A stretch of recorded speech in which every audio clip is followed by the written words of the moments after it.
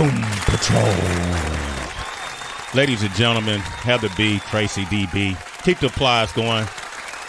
Last time we had this guy here, when he walked out the room, we damn near hugged each other. We were so happy to have him in the room. He had no idea either. He had no idea. I remember. You know, since then, this man's career, our careers kind of started around the same time. He doesn't even realize this, Heather B. Okay. Dogfight came out in what year? 91.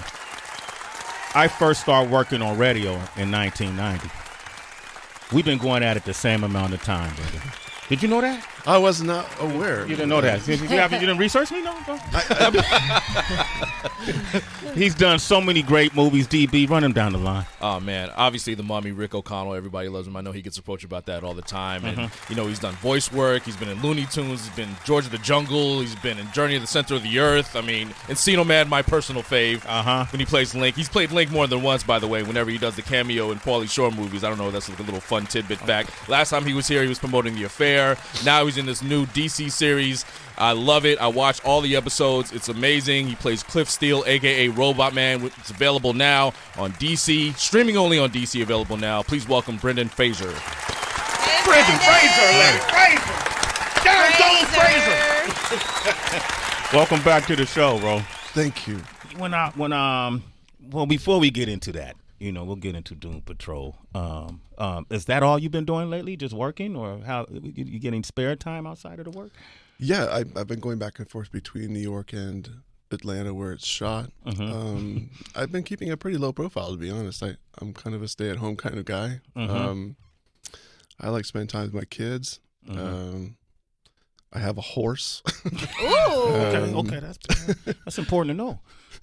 Things about me, they're kind of pretty ordinary. Yeah, what kind of horse is it? Oh, a massive, like, I guess you could say it's a Percheron is the breed, but it's like it's a war horse, as it would be known. Like, it's the kind that would carry soldiers in suits of armor into battle, and it needs a job, you know, like it would pull the plow or the battle wagon, and they have a sentiment about them that's sort of like it's duty bound. My oldest son Griffin is on the spectrum, and he's a big kid. He's like 6'4", and this is a big, strong horse, so they get along great. Even if he doesn't ride, you can just give him a brush, and the kids love the repetitive motion.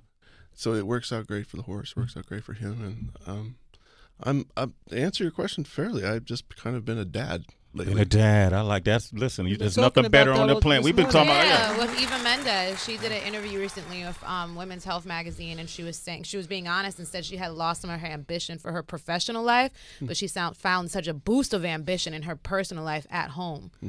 Like I can see that. And I met her. I can see where her considerable energy would go to doing what's best for her. I want to get back to the horse because I'm just trying to figure out the frame of mind. How do you get a horse? Like, you just decided I'm going to go get a horse one day? I was working on a big saga about the Texas Rangers. Texas Rising. Thanks. Yeah, he's here for you. That's why he's here. All right, don't worry. It was shot in central Mexico in Durango. Okay. And, that was the horse that we were all given a horse on the squad of characters, and he was the largest sized one because he carried around the gunpowder and stuff. But when the show was wrapping up, I just honestly couldn't, in my heart, think I don't know what's going to happen to this. You know, all these horses, so I had him FedExed home. Damn, man. What kind of packaging was it? How much is that? A lot of money, but he's worth it. Brandon is not a Trojan. You just can't put it in a box. Man. Never wanted a dog, Brendan. Wow. Oh, I have a dog too, but yeah. FedEx the horse. It was the safest way to do it. Let me ask you this, because my daughter was an equestrian, so for years she took lessons and she even competed, and she even competed in college, and I remember the cost of maintaining a horse, you know, especially you got options like when if it's recreational, if it's somebody's doing it for sports, you can lease a horse for a certain amount of money a month, you know, to keep them in a stable, for them to feed the horse, for them to maintenance the horse, the whole nine. But it ain't at your house. No, it's another child in your life. Yeah. And very often, when I say, "Hey, I got a horse," some people would go, "Oh, I'm so sorry to hear that." Yeah. They take a You're lot of paying, time. Take a lot of time, a lot of care, but you get out what you give. So Yeah. I think it's worth it, and knowing that it makes my kid happy, it makes me feel good too. Let me ask you this: we were talking about kids carrying traits from their parents that you don't understand where it came from. A friend of mine was telling me how his 4-year-old daughter emulates the way he used to act when he was her age, and she does things to her mom or to him that she never saw him do, but she's acting just like he once did, and he believes through the DNA she inherited those that behavior pattern. Do any of your kids do things that surprise you because it's so much of you? I'd really be flattering myself because they're really great kids. I got lucky, and I've seen some of the friends they hang out with, and I think, steer clear of that boy or that girl. But and I'm waiting for the okay, when does it really hit the fan here? But so far, it hasn't. My son's mom is amazing. She, I think, takes a good mother to make a boy into a man, and of course, fathers are integral. Yes, but. And so far as like the similarities you go, I mean, I get some of my best jokes from them. So, and they think I'm a big Waldo, which works out fine. Until I came out with Doom Patrol. Now I'm cool again. You're cool again. There you go, Brendan Fraser. Look at that. Bounce back. Let's talk about Doom Patrol. Were you a DC kid or growing up? Let me think about that. Yeah, I think I was. I really didn't know the difference between, the other ones. Yeah, other one, like the Coke and the Pepsi, or Right. which one do you drink? I didn't really pay that much attention to it. I think in recent years, I've liked the take that Chris Nolan reinvented the Batman with, and in that formidable spirit of storytelling with these characters, I know in Doom Patrol it takes a real deep dive into the psyche of all of them, and it's a bit of almost just batty madness that goes on in this show, but somehow I think the fan base has found that it's really kind of comforting in light of all the batty things that we are living with in recent years. It's almost like it's a tonic, It makes you feel like you're not alone. Yeah, right. All right. It's interesting with Robot Man. Eddie, our coworker over here, made an interesting point. He said, "I grew up reading about Robot Man, but there was really never a voice attached to it. But you give Robot Man a voice. Going into that character, did you factor all of that in? Like that, you're really kind of introducing Robot Man as a person to a lot of different folks." Oh, thanks, Eddie. Nice of you to say. It's a process. The actor in the suit's called Riley Shanahan. Great guy. He and I are 20 years apart, having gone to the same college and had, I think, definitely some of the same training, but some of the same instructors even. But so we have a shorthand. He needs to wear the big steampunk looking super suit on the day on set. And I provide the voice at first, sitting in studio like this, giving a read at a script with a scratch track, and everyone can hear that, so they have an idea. But somehow he finds a way to play the character in I think a real faithful way that I know when I watch him that I would like. I wish I could be on set to do that, but he's got such an interesting take on it, and so the voice and the physicality really go hand in hand. Okay.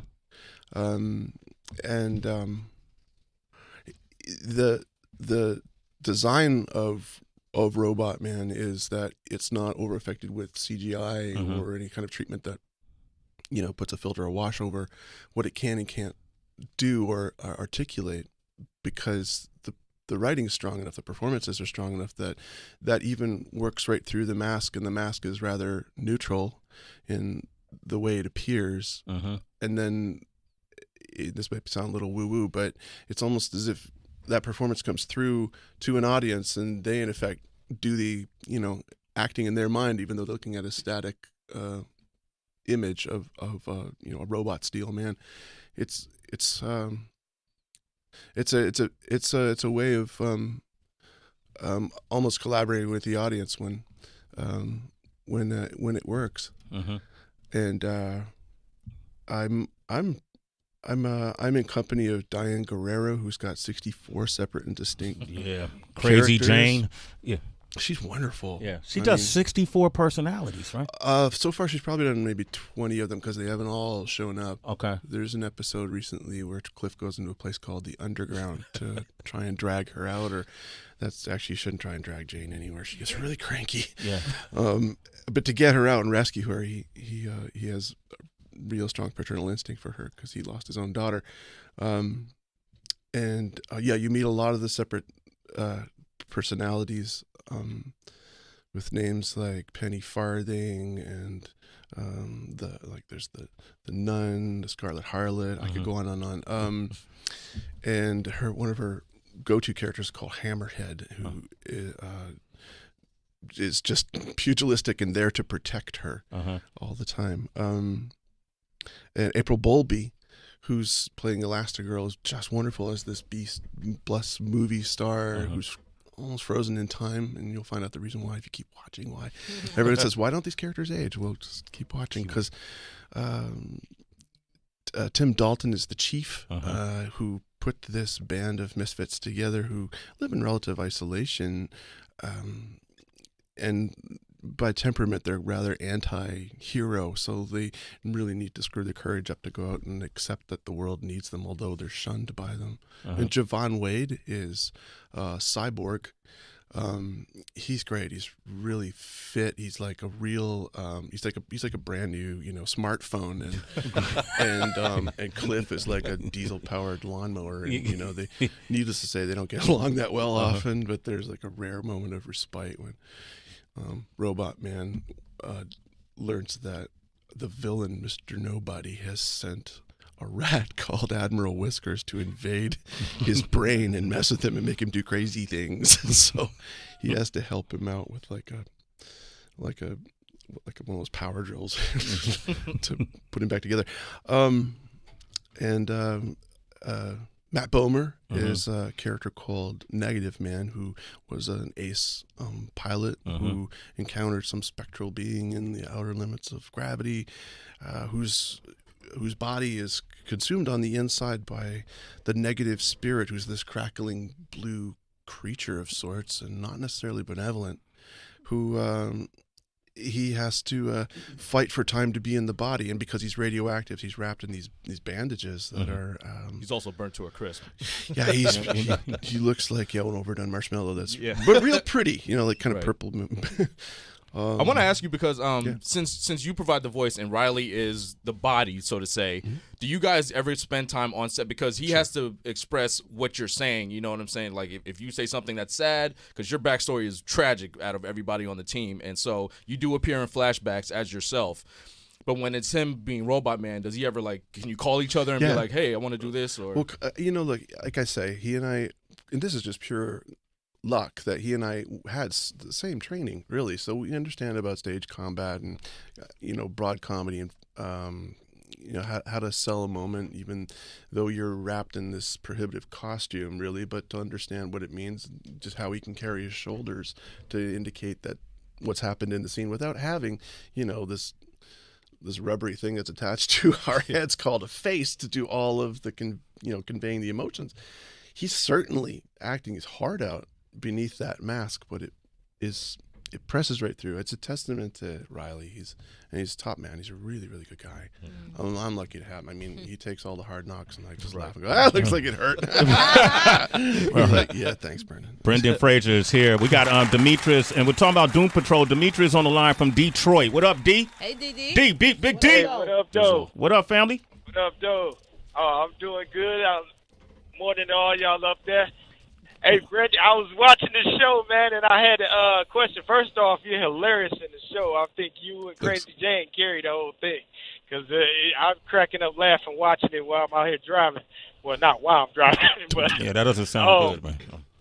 Yeah, that's dangerous. But Now, with the situation with finding out who has your daughter and everything, is he ever going to get his daughter back? And how do you think that's going to work out between the three of y'all, being that you're kind of like stepdad to old Crazy Jane there? You sound like an optimistic guy. I think you should hang on to that because I can promise you that all will be explained by the final episode. But you can see that he's met his daughter in sort of flashback and sort of surreal moments that it borrows from. So he will have a relationship. But it's interesting that he and Jane are so close. Jane's always been so angry because of the very dark past that she has of abuse, to be straightforward. And Cliff is the first guy who came along in her world who's a man who gave her hope. So I hope that answers your question and keep those hands at 10 and 2. Well, okay. Yeah. All day. All right, Demetrius, you're a citizen, bro. bye. Brandon, I'm happy that you're here and we get to speak about this series because it reminded me, I remember reading in GQ when you did an interview and you were questioning if you had been blackballed from the industry after you had revealed about your assault at the hands of that Hollywood exec. Do you think that you were blackballed in the aftermath of that? I don't know if that's the term that I would use, but I know that I felt that there's a time in anyone's career when the phone stops ringing, and I don't think that the HFPA really wielded that much power. This was not an executive. This was a former president of that organization, which is essentially journalists. I'm hopeful that we can make even more progress than we have done already, which is a good start. And so far as speaking up, if and when this happens to people, and if I would never know it. But in a career, we all take turns, you know, and and I also think that things, you know, they seem to happen for a reason. And I know that in the very busy time I had in the early 90s, I reached a point where I wanted to get off the merry-go-round and I wanted to, stop the music and have kids and a family and that kind of thing. And so it kind of worked out that I reprioritized things for me. I'm doing absolutely just fine. And I feel like it's a new day. So I feel good about that. Thanks for asking. I'm here for it. Brendan Fraser, ladies and gentlemen, Doom Patrol. It is a new day, man, and we actually have a new game for you, Brendan. Can't wait. And it's called Keep It Real. Here it is.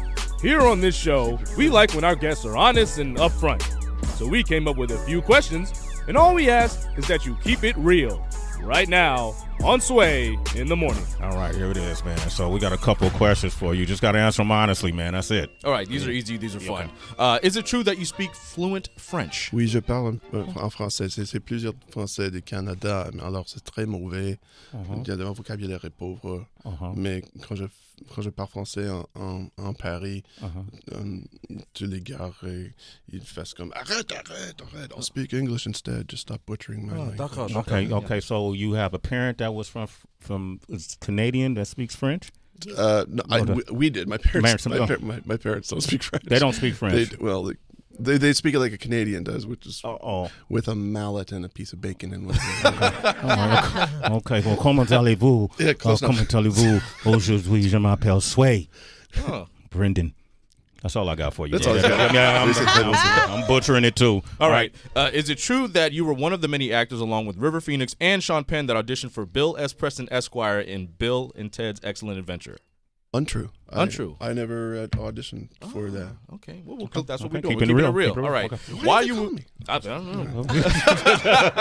While you were filming Looney Tunes Back in Action, you were scared to hit Bill Goldberg. Yes, I was. That guy's got a head like a bucket. A bucket? Yes. Bucket head. He does. Naked. And he just goes, hit me. It's my job. I'm like, Bill, I really do. It's like, hit me. Yes, sir. And so I, chipped my manicured fingernails. Oh, gosh.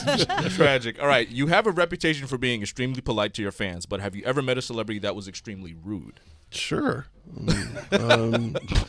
The answer is keeping it real. But sometimes people have bad days. I can't tell you. Yeah.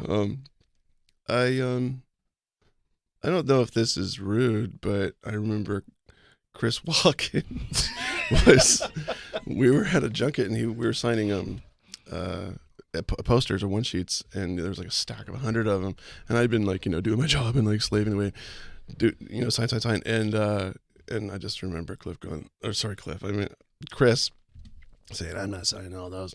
I'm an asshole."